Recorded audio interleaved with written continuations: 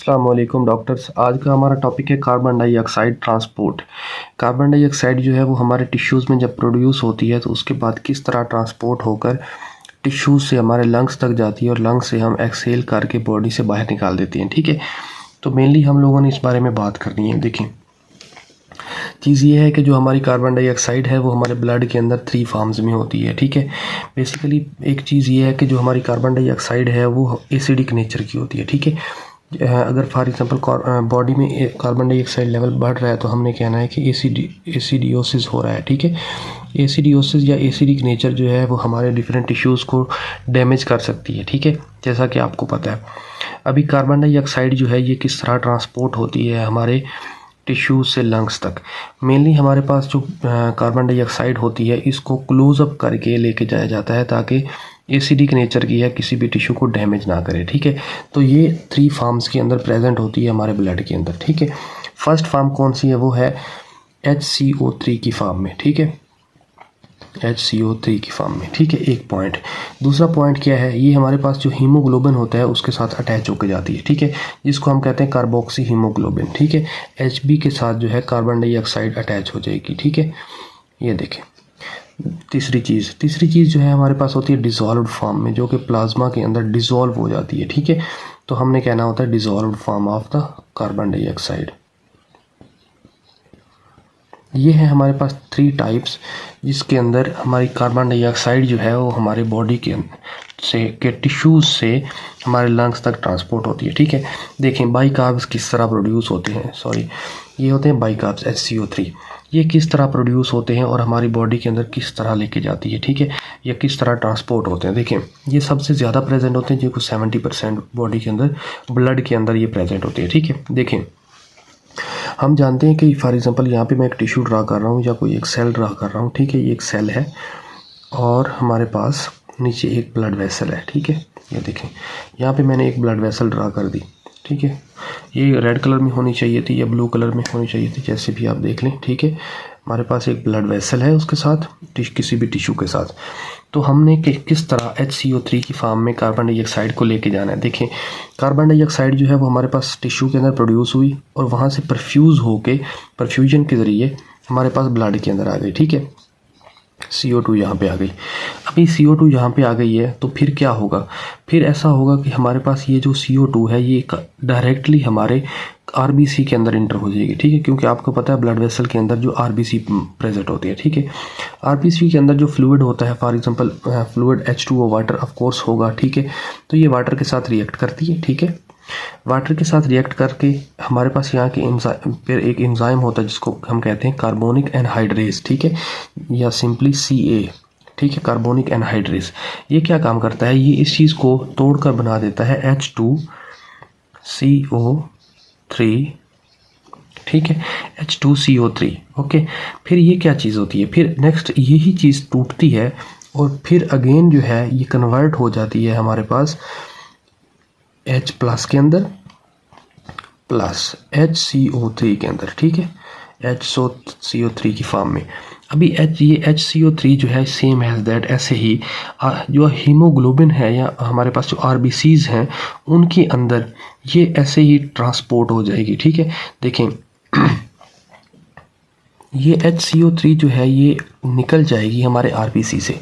मैंने बताया कि यहाँ से जो प्रोसेस है ये स्टार्ट होता है, ये सारा का सारा RBC के अंदर हो रहा होता है। ठीक है, फिर HCO3 जो है ये RBC से बाहर चली जाएगी। ठीक है, फॉर एग्जांपल RBC से बाहर चली गई और जो हमारे पास प्रोटॉन है वो हमारे जो होता है हीमोग्लोबिन के साथ अटैच हो जाएगा, जिसको हम HBH कहते हैं। ठीक है, HBH। ठीक है, ये इस तरह हो जाएगा। अभी देखें, हमारे पास HCO3 की फॉर्म में हो गई कार्बन डाइऑक्साइड और साथ हमारे पास प्रोटॉन बन गए। अभी ये प्रोटॉन को भी हम अकेला नहीं छोड़ सकते क्योंकि ये भी एसिडिक नेचर का है। ठीक है, इस वजह से ये हीमोग्लोबिन के साथ बाइंड कर जाता है। ठीक है, हीमोग्लोबिन की आउटर सरफेस के साथ, फॉर एग्जांपल यहाँ पे एक हीमोग्लोबिन है तो ये जो है H जो है ये यहाँ पे इसके साथ बाइंड किया होगा इस तरह। ठीक है, और हमारे पास जो बाइकार्ब्स हैं HCO3 है ये हमारे पास दोबारा प्लाज्मा के अंदर चला जाएगा RBC से निकल के। ठीक हो गया, पॉइंट क्लियर हो गया यहाँ तक।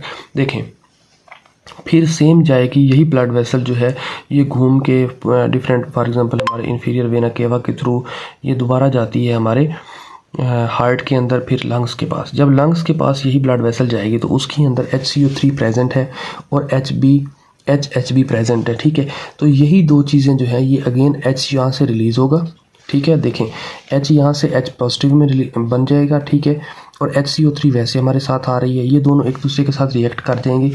और जो फार्मूला यहाँ पे ये रिपीट हो रहा था ना, ये फार्मूला जो ये इक्वेशन बनी थी, सेम इक्वेशन जो है वो एंटी हो जाएगी इस जगह पे आकर लंग्स के अंदर, ठीक है।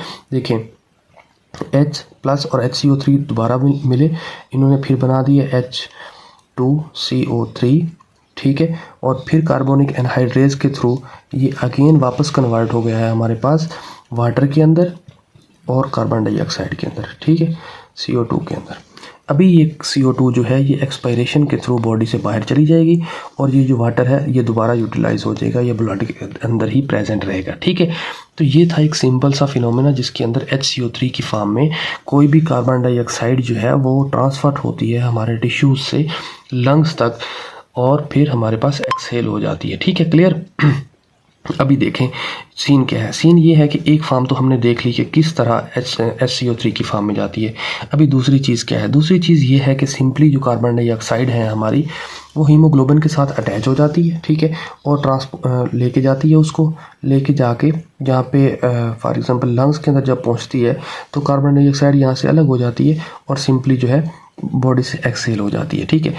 जो लास्ट फार्म है डिज़ोल्व फार्म, उसमें क्या चीज़ है, उसके अंदर जो कार्बन डाइऑक्साइड है वो डिज़ोल्व हो जाती है प्लाज्मा के अंदर, ठीक है। प्लाज्मा जो है देखें फॉर एग्जांपल जो हमारे पास प्लाज्मा है आपको पता है उसमें फ्लूइड होता है और बहुत सारे और छोटे छोटे ब्लड सेल्स होते हैं, ठीक है। जो कार्बन डाइऑक्साइड है ये इसके अंदर मिक्स हो जाएगी, ठीक है, क्योंकि आपको पता है फ्लूइड और कार्बन डाइऑक्साइड जो है उसके अंदर डिज़ोल्व हो जाएगी, मतलब मिक्स हो जाएगी, ठीक है। मिक्स होने के बाद ये जो है बॉडी से एक्सक्रीट हो जाएगी, ठीक हो गया। ये हमारे पास सिंपल सी 3 से 4 चीज़ें थी, ठीक हो गया। फिर एक चीज़ पूछी जाती है कि what is the effect of association dissociation oxygen association dissociation curve in the sorry मैं यहाँ पे एक पॉइंट मिस कर गया था, मुझे अगेन याद आया। देखें यहाँ पे जो हमारे पास एक मैंने बताया कि ये H प्लस और HCO3 जो है मैंने बताया कि ये सेल से बाहर चली जाती है और HB जो है ये H के साथ अटैच होती है। यहाँ पे जब ये अगेन जाके यहाँ से अलग होती है ना, ये पॉइंट, ये जो अलग होने का फिनोमेना है इसको बोलते हैं हम हैंडलर इफेक्ट, ठीक है, HANDLER हैंडलर इफेक्ट, ठीक है। तो ये एक पॉइंट तो मैं मिस कर गया, I am sorry about that, really sorry about that, ठीक है। तो देखें हमारी बात हो रही थी कि डिज़ोल्व फॉर्म में प्लाज्मा जो कार्बन डाइऑक्साइड है वो डिज़ोल्व फॉर्म में बॉडी से बाहर चली जाती है, ठीक है। फिर बात कर रहा था मैं ऑक्सीजन एसोसिएशन डिसोसिएशन कर्व के बारे में, ठीक है। अगर फॉर एग्जांपल हमारे पास कहता है कार्बन डाइऑक्साइड का लेवल जो है वो हाई हो गया है, ठीक है, तो हमें ये बताएं जो शिफ्ट होगी वो राइट साइड पे होगी या लेफ़्ट साइड पे होगी, ठीक है। तो हमारे पास जो शिफ्ट है वो हमेशा राइट साइड पे होगी, कार्बन डाइऑक्साइड जब ज़्यादा हो रही होगी, ठीक है। तो शिफ्ट जो है हमने ये कार्बन डाइऑक्साइड पॉइजनिंग में हमारी जो शिफ्ट है वो राइट साइड पे होगी। ये शिफ्ट क्या चीज़ है इसको हम फर्दर डिस्कस करते हैं नेक्स्ट एक लेक्चर के बाद, ठीक है। तो हमारे पास जो ऑक्सीजन एसोसिएशन डिसोसिएशन कर्व है ये बहुत इंपॉर्टेंट पॉइंट है, इसमें से एक ना एक MCQ लग जाता है हमेशा, ठीक है। तो ये थी हमारे पास कार्बन डाइऑक्साइड की ट्रांसपोर्ट। हम इसको क्विक सा रिकैप करते हैं।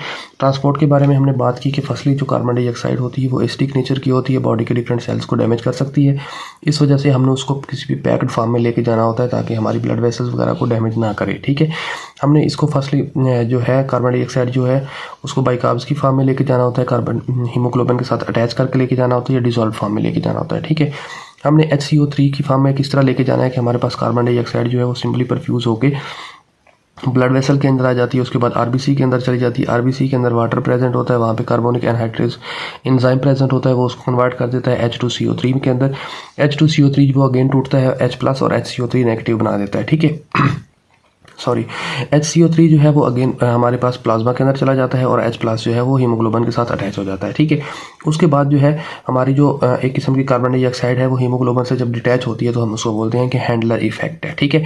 फिर उसके बाद जो है ये दोबारा यही ब्लड वेसल जो ब्लड लेकर हमारे लंग्स के पास जाती है, लंग्स के पास यही H और H प्लस और HCO3 नेगेटिव जो है दोबारा कन्वर्ट होता है H2CO3 के अंदर। फिर कार्बोनिक एनहाइड्रेज एंजाइम जो प्रीवियसली यूज़ हो रहा था वही दोबारा आता है और वो हमें H2CO3 और प्लस CO2 बना देता है। ठीक हो गया। CO2 बॉडी से एक्सेल हो जाती है और वाटर दोबारा प्लांट के अंदर आ जाता है। ठीक है, अभी देखें HCO3 सेकंड फार्म होती है जिसके अंदर हम इसके अंदर हीमोग्लोबिन जो है वो डायरेक्टली कार्बन डाइऑक्साइड के साथ अटैच हो जाती है। मैंने पहले बताया कि जिस तरह हमारे पास अलहदा होती है, फॉर एग्जाम्पल अलग होती है हीमोग्लोबिन कार्बन डाइऑक्साइड से, तो हम इसको कहते हैं हैंडल इफेक्ट। ये भी सेम हैंडल इफेक्ट के थ्रू हीमोग्लोबिन जो है कार्बन डाइऑक्साइड से अलग होती है लंग्स के अंदर जाके। ठीक है, फिर हमारे पास थर्ड टाइप होती है कि डिजोल्व फार्म। डिजोल्व फार्म में के अंदर क्या होता है कि जो प्लाज्मा के अंदर कार्बन डाइऑक्साइड जो है वो डिसॉल्व हो जाती है, मिक्स हो जाती है। ठीक है, तो ये एक सिंपल सा कंसेप्ट था कि कार्बन डाइऑक्साइड जो है वो किस तरह ट्रांसपोर्ट होती है। होप्स हो कि सारी चीज़ें आपको क्लियर होंगी। ठीक है बच्चों, तो आज के लिए इतना ही, इजाज़त दीजिए। थैंक यू डॉक्टर्स, अल्लाह हाफिज़।